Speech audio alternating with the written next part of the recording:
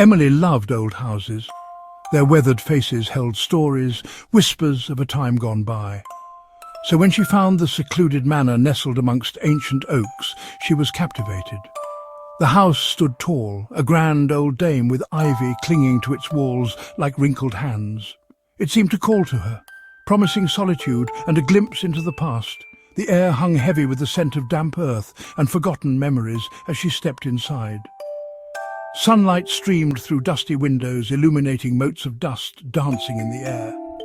The house creaked softly around her, a comforting sound that spoke of age and resilience.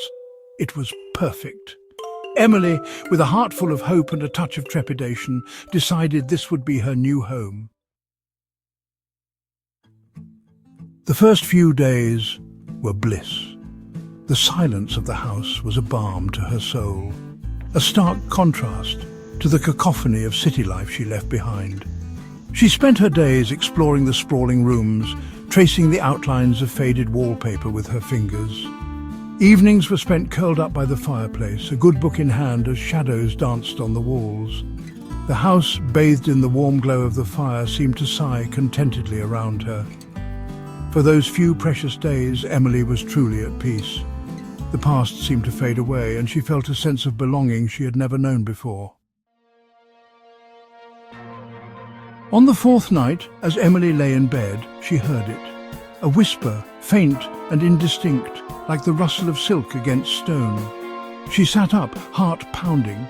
The sound came again, a little louder this time, seeming to emanate from the wall itself. Fear pricked at her, but she pushed it down. It must be the wind, she reasoned, or a branch scraping against the window, but deep down, a seed of unease had been sown. Sleep, when it finally came, was fitful, plagued by fleeting dreams of murmuring voices and unseen eyes watching her. The whispers continued each night, growing bolder. They swirled around her as she slept, whispering her name, urging her to listen. Emily tried to ignore them, but the constant murmur chipped away at her peace. Her days were spent in a state of growing anxiety, her senses on high alert. She searched for the source of the whispers, checking every nook and cranny, but to no avail. The house, once a sanctuary, now felt oppressive, the silence punctuated by the constant threat of the whispers.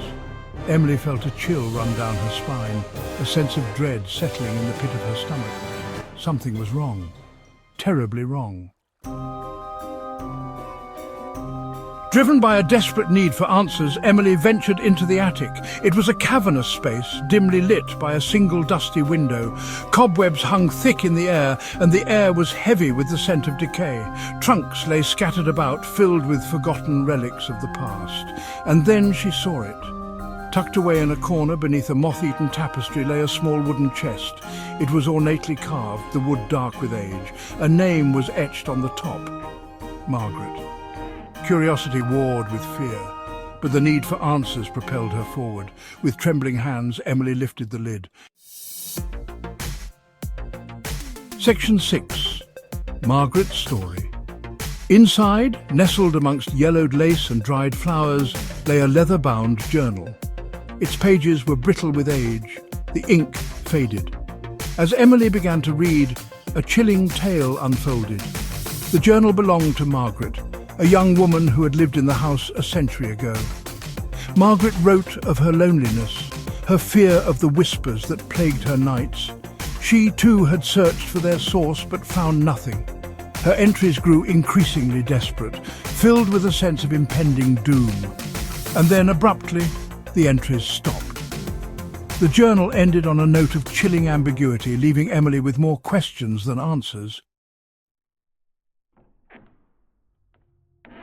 Section 7. Facing the Unknown. Emily closed the journal, her heart heavy with a mixture of pity and growing terror. Margaret's story confirmed her worst fears.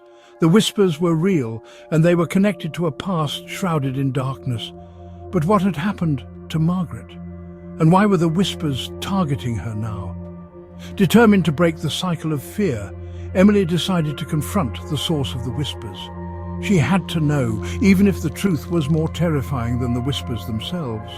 Armed with a flashlight and a growing sense of resolve, she began to search for the heart of the mystery.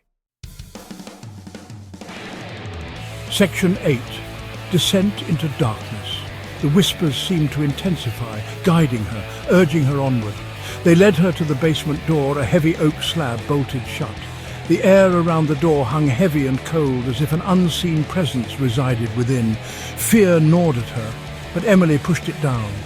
With a deep breath, she threw open the door.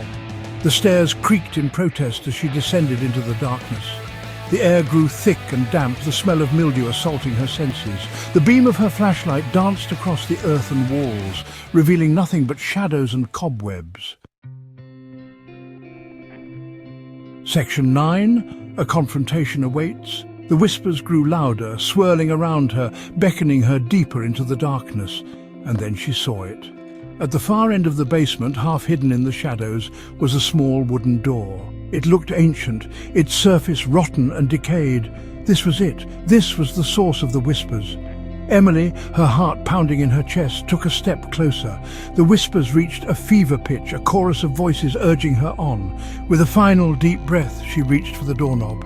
The confrontation she'd been dreading, the moment of truth, was finally upon her.